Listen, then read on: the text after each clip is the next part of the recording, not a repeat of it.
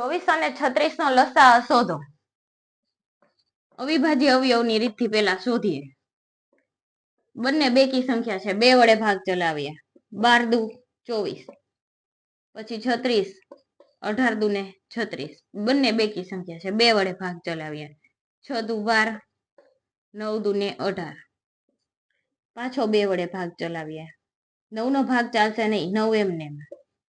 હવે 3 વડે ભાગ ચલાવીએ. 3 એકા 3, 3 તરી 9, 3 એકા 3.